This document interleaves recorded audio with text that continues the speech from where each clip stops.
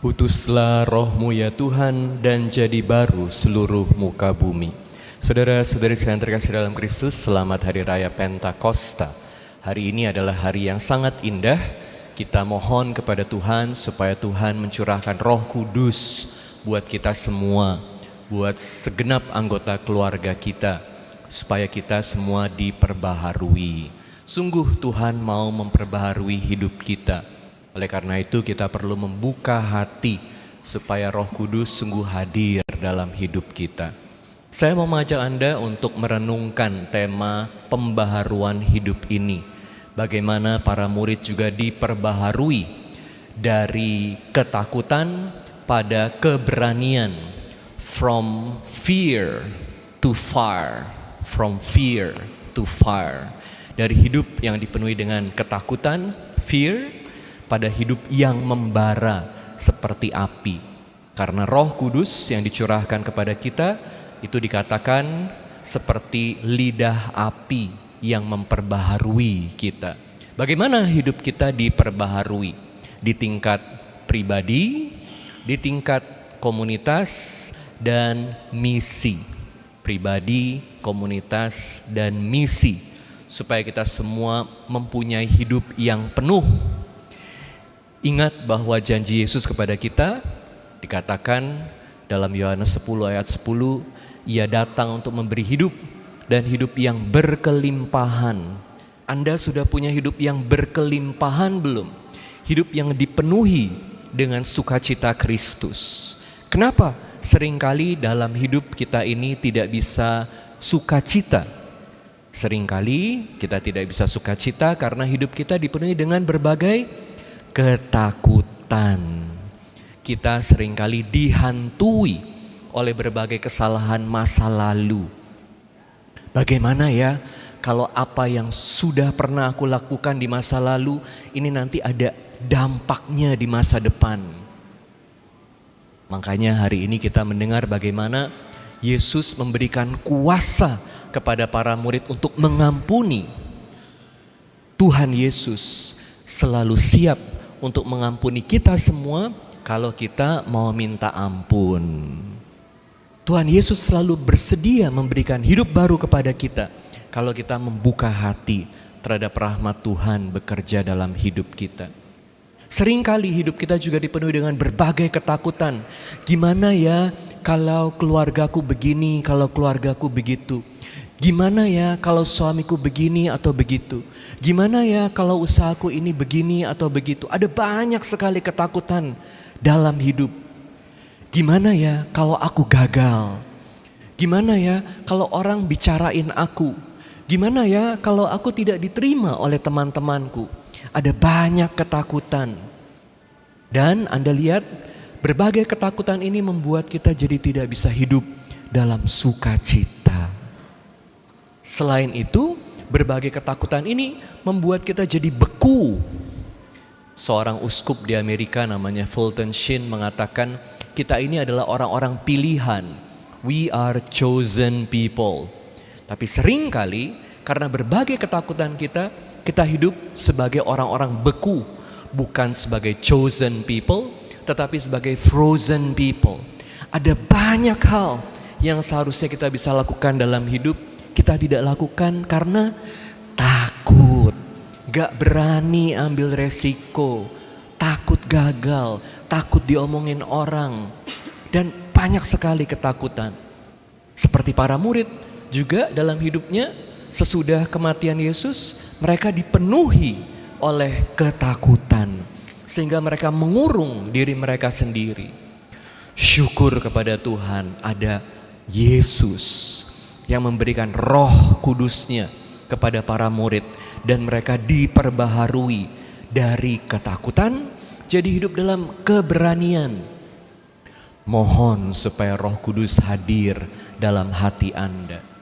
Kalau kita dipenuhi dengan Roh Kudus, Roh yang kudus, Roh yang memperbaharui kita, Roh yang membuat kita jadi berani, Roh yang memampukan kita untuk hidup sesuai dengan kehendak Tuhan, kita juga bisa lebih punya perhatian satu dengan yang lain. Sehingga saat kita diperbaharui pribadi demi pribadi. Keluarga kita juga diperbaharui. Komunitas kita diperbaharui. Kita jadi hidup dalam persatuan. Anda mau gak keluarga Anda hidup bersatu, hidup rukun? Mau kan? Tapi seringkali sayangnya keluarga kita, komunitas kita dipenuhi dengan perpecahan. Kenapa ada banyak perpecahan? Karena masing-masing pribadi dipenuhi hanya dengan egonya sendiri, maunya sendiri, mau hebat, mau menang, aku benar, kamu salah, aku pinter, kamu bodoh, aku hebat, kamu ya, apalah kamu. Maunya hebat sendiri, menang sendiri. Gimana bisa ada persatuan dalam keluarga? Tapi dengan menerima Roh Kudus, Roh yang kudus, yang memperbaharui kita, yang memberi kita hidup baru, harapannya adalah kita juga bisa memberikan hidup buat sesama kita, memberikan hidup buat istri kita, suami kita. Inspirasi. Kata inspirasi itu indah sekali ya. Inspirare artinya ada spiritnya, ada rohnya, menghembuskan nafas, bernafas, memberi hidup.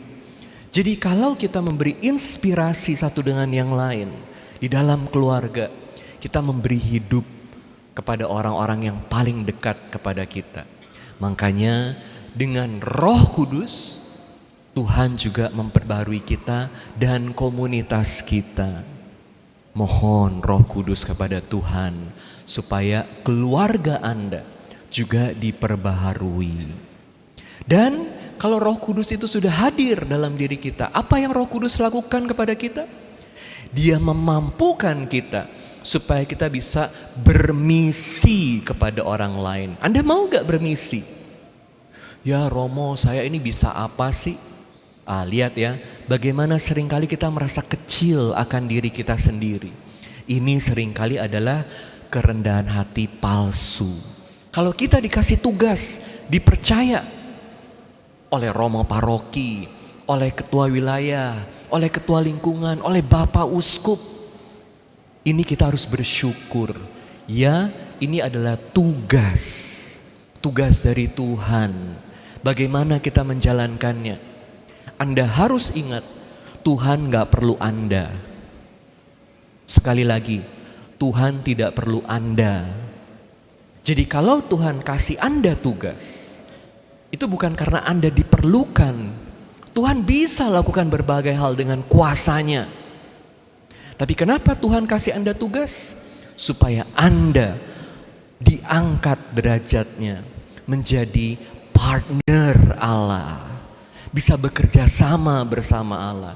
Bisa punya peranan.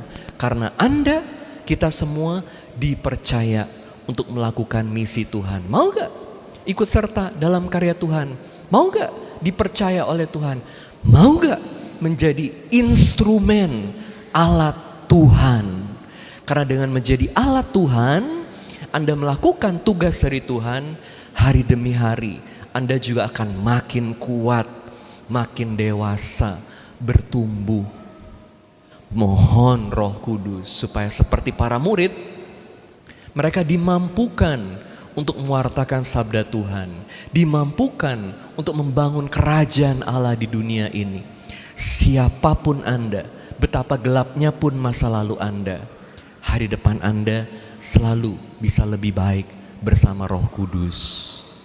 Beberapa tahun yang lalu saya sempat baca satu artikel tentang seorang romo. Romo ini namanya Claude Paradis. Dia tinggal di Montreal. Dia lakukan satu pelayanan namanya Notre-Dame de la Rue, Bunda Maria dari jalanan. Kenapa disebut Notre-Dame de la Rue? Itu karena Romo Claude ini hari demi hari itu melakukan pelayanannya di jalanan. Di kota Montreal yang begitu maju, itu ternyata masih ada begitu banyak gelandangan orang miskin yang tinggal di jalanan. Romo Claude ini hari demi hari turun ke jalanan untuk nemenin mereka yang tidur di jalanan. Romo Klo bilang, sebetulnya ada pusat-pusat di mana mereka bisa tidur nyaman. Tapi entah kenapa kok kebanyakan orang-orang ini pilih tidur di jalanan. Mungkin karena mereka merasa lebih bebas dibanding kalau tinggal di satu pusat mereka harus lakukan ini, lakukan itu. Jadi yang Romo Klo lakukan adalah dia mau memberikan pendampingan spiritual, kasih kepada orang-orang gelandangan di jalanan ini. Tapi kalau kita tanya, kenapa kamu itu mau melayani para gelandangan yang ada di jalan? Dia cerita, karena dulu saya sebelum bertobat itu juga tinggal di jalanan. Kok bisa tinggal di jalanan? Romo Klo bilang dia berasal dari satu desa, kemudian dia mau cari kerja di kota besar di Montreal sebagai seorang perawat. Dia pergi ke Montreal dengan tabungannya, tapi cari kerja gak pernah bisa dapat kerja. Dia merasa kecil, dia merasa gagal, dia merasa tidak dicintai, dia merasa sendiri. Dia tinggal di jalanan sampai satu hari dia begitu putus asa, gak dapat kerjaan, gak bisa hidup. Sampai dia mau bunuh diri, Romo Klo bilang. Tapi saat itu tiba-tiba muncul pikiran, saya mau ke gereja, saya mau minta tolong sama Tuhan.